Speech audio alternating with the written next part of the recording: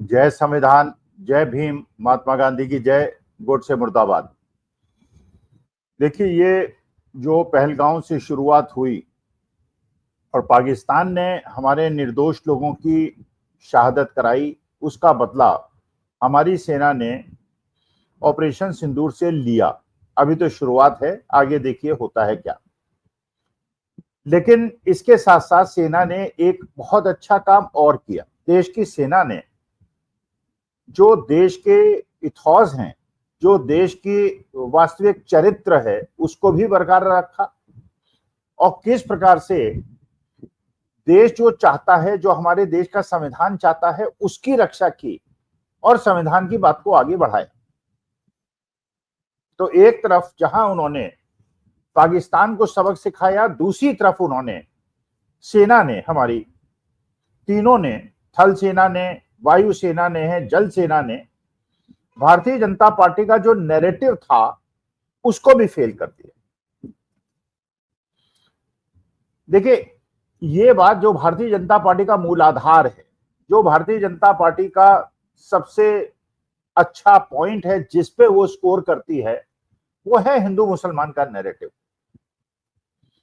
वो हर जगह, हर तरफ कोशिश करती है, किसी तरह से दिखाने का प्रयास करे कि भारतीय जनता पार्टी हिंदुत्ववादी पार्टी है, हिंदुत्व को आगे बढ़ाती है और देश के जो भी ऐसी चीजें हैं जो सही डायरेक्शन में नहीं चल रही हैं, उसके लिए अल्पसंख्यक जिम्मेदार हैं। यह भारतीय जनता पार्टी का नैरेटिव है। भारतीय जनता पार्टी के अभी तक जितने भी नारे रहे हैं, वो इसी तरफ, इसी नैरेटिव को आगे बढ़ाने के लिए उपयोग में आते हैं। जैसे कटोगे तो कटोगे, एक रहोगे तो नेक रहोगे, 80-20। और जिस प्रकार से उनके अनुयायी देश के अंदर आज के तारीख में कर रहे हैं और जिस प्रकार से हेट स्पीच के नैरेटिव को आगे बढ़ा रहे हैं, जिस प्रकार से जितने भी कानून बनाने का उन्होंने प्रयास किया, उसमें हर जगह उन्होंने हिंदू मुसलमान के नैरेटिव को आगे बढ़ाने का प्रयास किया। चाहे वो यूनिफॉर्म सिविल कोड की बात हो, चाहे सीए एनआरसी की बात हो, चाहे वक्फ बिल की बात हो, या जो उन्होंने नजूल बिल लाया था उत्तर प्रदेश का, जिसको बाद में छोड़ दिया। हर तरफ उनका जो नैरेटिव होता है वो हिंदुओं को एक मैसेज देने के लिए होता है कि संविधान में संशोधन की आवश्यकता है, क्योंकि बाबा साहब भीमराव अंबेडकर के संविधान ने जो हिंदू मुसलमान सिख ईसाई और 142 करोड़ लोगों को समान अधिकार दे रखे हैं, उससे भारतीय जनता पार्टी सहमत नहीं। और वो ये चाहती है कि भारत एक हिंदू राष्ट्र बने और जिसमें हिंदुओं की भावनाओं की कद्र हो, लेकिन जो बाकी अल्पसंख्यक हैं उनकी भावनाओं की उतनी कद्र ना हो। जब 2024 का चुनाव हुआ तो भारतीय जनता पार्टी ने इसी नैरेटिव को आगे बढ़ाने का प्रयास किया और सोची समझी रणनीति के तहत उनके बड़े बड़े नेताओं ने यह कहा कि हमें 400 सीटें दे दो तो हम संविधान बदल देंगे। और उसका एक कार्यक्रम बहुत पहले से उन्होंने चला रखा था, जिसमें उन्होंने बताया था कि सब कुछ जो हो रहा है ये इसलिए हो रहा है कि अल्पसंख्यक जो है वो देश की प्रगति नहीं चाहता। और जितने भी आपने देखे कि आपको अपनी दुकान में नाम लिखना पड़ेगा, दुकानें बंद कराना, नैनीताल के अंदर जो हुआ, पहलगांव की घटना के बाद जिस प्रकार से उसको हिंदू मुसलमान का टर्न देने का प्रयास हुआ। पहलगांव एक आतंकवादी घटना थी और उसको जो पहला इनके बीजेपी के हैंडल से जो एक नैरेटिव बढ़ाने का प्रयास हुआ, जिसमें हिमांशी नरवल को अपने पति के शव को गोद में रखे हुए और जो नारा दिया गया, जो टैगलाइन दी गई, धर्म पूछा जात नहीं, तो उन्होंने हर जगह ये चाहा कि सारी जाति इकट्ठा हो जाएं हिंदू के नाम पर, हिंदुत्व के नाम पर, और मुसलमानों को अलग थलग छोड़ दिया जाए। और क्योंकि बाकी विपक्षी दल, उनकी एक मजबूरी है, क्योंकि वो संविधान के प्रति उन्होंने निष्ठा अपनी जता रखी है, तो वो हिंदुओं का भी आंख मूंद के सपोर्ट नहीं कर सकते और मुसलमानों को भी अकेला नहीं छोड़ सकते, और क्योंकि उनकी यह मजबूरी है, जो कि भारतीय जनता पार्टी की या बजरंग दल की या वीएचपी की या आरएसएस की मजबूरी नहीं है, इसलिए वो खुलकर हिंदुत्व की बात कर सकती है और अल्पसंख्यकों को अलग थलग छोड़ सकती है और ये दिखा सकती है, देखिए वो क्योंकि मुसलमानों की बात कर रहे हैं, इसलिए वो हिंदू हितों के रक्षक नहीं।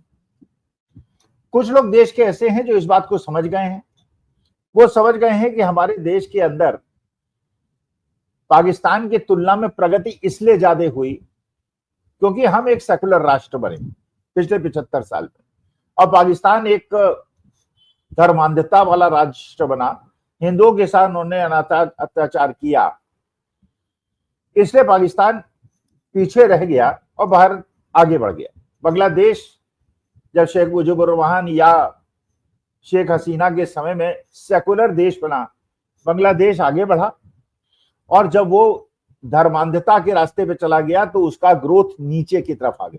तो किसी भी देश की प्रगति के लिए आवश्यक है कि वो सेकुलरिज्म को आगे बढ़ाए, सब अपने लोगों को समान अवसर दे, और जो धर्मांधता की तरफ बढ़े, जितने भी देश आप एग्जाम्पल ले लीजिए, जो सफल देश हैं वो सेकुलर हैं, और जो असफल देश हैं वो रिलीजियस फंडामेंटलिज्म की तरफ आगे बढ़े। तो सेना ने जो किया, एक तो उन्होंने ऑपरेशन सिंदूर के माध्यम से पाकिस्तान के जो गलत इरादे थे और जो उन्होंने पहलगांव के अंदर किया उसका बदला लिया, और साथ ही साथ उन्होंने भारत के संविधान की भी रक्षा की। सेना ने भारत के संविधान की रक्षा की, सेकुलरिज्म की रक्षा की, डेमोक्रेसी की रक्षा की। और कैसे की, आप देखिए कैसे उन्होंने नैरेटिव को बरकरार रखा कि देश संविधान से चलेगा, बाबा साहब भीमराव अम्बेडकर के रास्ते पे चलेगा। और ये क्योंकि ये घटना घटी पहलगांव की, और पहलगांव की घटना क्यों घटी, नहीं घटनी चाहिए थी, ऐसी घटना आगे भी नहीं घटनी चाहिए। हमारे देश के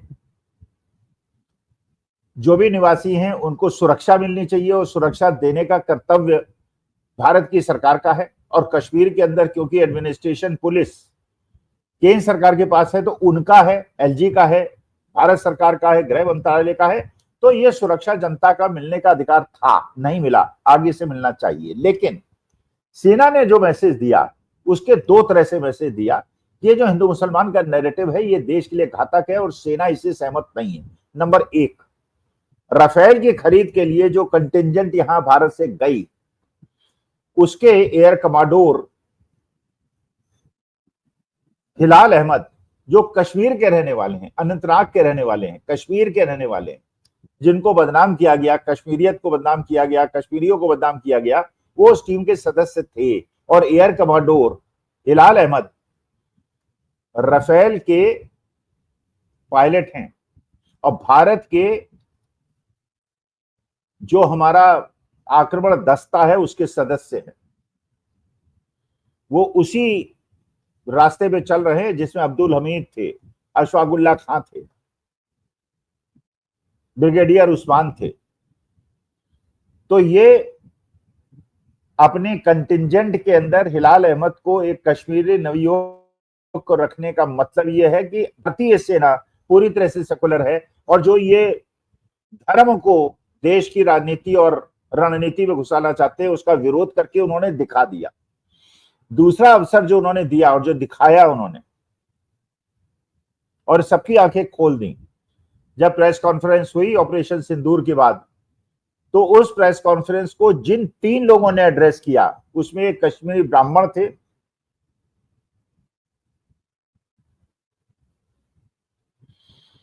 जो एड्रेस जिन्होंने किया, और दूसरी कर्नल सोफिया कुरैशी थी जो मुसलमान थी, और तीसरी भी एक महिला थी। तो एक पुरुष और 2 महिलाओं ने उस प्रेस कॉन्फ्रेंस को एड्रेस किया। सोफिया कुरैशी को सामने रख के ये भी एक मैसेज दिया सेना ने कि इस देश के अंदर सेकुलरिज्म जिंदा रहेगा। आप कल्पना नहीं कर सकते पाकिस्तान के किसी प्रेस कॉन्फ्रेंस में वो हिंदू को सामने लाके एड्रेस कराएं, इसलिए उनकी दुर्दशा हो गई। और भारतवर्ष ने सोफिया कुरैशी को सामने करके मैसेज दिया कि we have to remain secular, और सोफिया कुरैशी ने जिस प्रकार से एड्रेस किया और पूरे विश्व को एक मैसेज दिया कि ये लोग चाहे राजनीतिक दल Bharatiya Janata party, RSS, Bajrang Dal, VHP जो भी कोशिश करें, लेकिन भारतवर्ष के 142 करोड़ एक साथ हैं और भारत की सेना के साथ हैं, और सेना भी उस चीज का मान रखती है और वो भी सेकुलर है और देश को सेकुलर रखेगी। सोफिया कुरैशी को सामने रखा, हिलाल अहमद, सोफिया कुरैशी। इसके बाद आप देखिए एक्सटर्नल अफेयर मिनिस्ट्री ने किस प्रकार से भारतीय जनता पार्टी और उनके सहयोगी दलों के नैरेटिव को फेल किया। जब पहलगांव की घटना हुई थी, दो तरह के नैरेटिव बन रहे थे। एक नैरेटिव बनाने की कोशिश कर रहे थे जो भारतीय जनता पार्टी को प्रमोट करना चाहते थे। वो कहते थे कि धर्म के आधार पे, धर्म पूछ के, कलमा पढ़वा के, कपड़े उतरवा के क्योंकि मारा गया, इसलिए हिंदू मुसलमान नैरेटिव है और मुस्लिम दोषी हैं।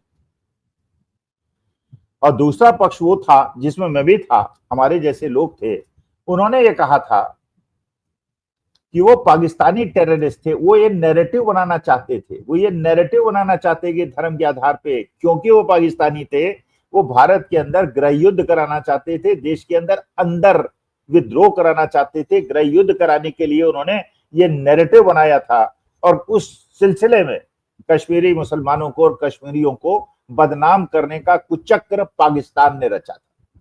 ये दो नैरेटिव पिछले 15-20 दिन चले। जब एक्सटर्नल अफेयर मिनिस्ट्री ने एड्रेस किया प्रेस कॉन्फ्रेंस को, तो उन्होंने ये स्पष्ट कहा ये पाकिस्तानी नैरेटिव था कि देश के अंदर धर्म के आधार पर भेद पैदा कर दिया जाए। And we stand united. हमारे देश के अंदर 142 करोड़ लोग एक परिवार हैं, हम एक परिवार हैं, हमारे यहाँ धर्म और जाति का कोई भेद नहीं है, हम एकजुट हैं देश की आन बान शान के लिए। तो एक तरफ जहां सेना ने मैसेज दिया मुसलमानों को सम्मान देकर, उसी क्रम में एक्सटर्नल अफेयर मिनिस्ट्री ने यह मैसेज दिया कि जिस नैरेटिव को भारतीय जनता पार्टी, आरएसएस, विश्व हिंदू परिषद के लोग बढ़ाने की कोशिश कर रहे थे और हिंदू मुसलमान का नैरेटिव गढ़ने का प्रयास कर रहे थे, उसको भी धराशायी कर दिया। अब ये देश की जनता के ऊपर है कि ये मैसेजेस को समझे। राष्ट्रहित में क्या है? राष्ट्रहित में हिंदू मुसलमान के नैरेटिव को आगे बढ़ा के गृह युद्ध और अंदर से अपने को कमजोर करने की जरूरत है, या 142 करोड़ लोगों को बिना धर्म का और जाति का विभेद करते हुए एकजुट रहने की आवश्यकता है, जो हमने हर युद्ध में देखा है। तो आप खुद निर्णय ले सकते हैं। लेकिन सेना ने अपना काम कर दिया, ऑपरेशन सिंदूर भी कर दिया, पाकिस्तान को छठी का दूध भी याद दिला दिया और यह भी मैसेज दे दिया कि उनके लिए जितने हिंदू इंपॉर्टेंट हैं उतने ही मुसलमान इंपॉर्टेंट हैं, और भारतीय सेना हिंदू मुसलमान के भेद में विश्वास नहीं करती। यहां तक कि एक्सटर्नल अफेयर मिनिस्ट्री ने भी मैसेज दे दिया कि जिस नैरेटिव से बचने की आवश्यकता थी और हम जैसे लोग जिसको कोशिश कर रहे थे कि उस नैरेटिव की तरफ न बढ़ा जाए, लेकिन उन्होंने Bharatiya Janata party, VHP, RSS के जो कुत्सित प्रयास थे उसका भी पर्दाफाश कर दिया। इसलिए मैं सलाम करता हूं, प्रणाम करता हूं भारतीय सेना को, एक्सटर्नल अफेयर मिनिस्ट्री को और भारत के 142 करोड़ लोगों को, जिन्होंने धर्म और जाति के आधार पर नहीं, अपने देश के प्रति अपने कर्तव्यों का निर्वहन करते हुए। लेकिन आगे से एक निवेदन और करना चाहता हूं भारत सरकार से, जैसे पहलगांव के अंदर हुआ, जैसे पुलवामा के अंदर हुआ था, ऐसी कोताही नहीं होनी चाहिए। हमारे देश के सैनिकों और हमारे देश के नागरिकों की रक्षा भारत सरकार का उद्देश्य है, और इस प्रकार की कोताही करने के बाद युद्ध की तरफ कदम बढ़ाने से बचना चाहिए। पहला कर्तव्य है देश को, जिसको कहते हैं डिफेंस मैकेनिज्म, इतना तगड़ा होना चाहिए, सुरक्षा व्यवस्था इतनी तगड़ी होनी चाहिए, आगे से पहलगांव और पुलवामा न हो। नमस्कार, धन्यवाद।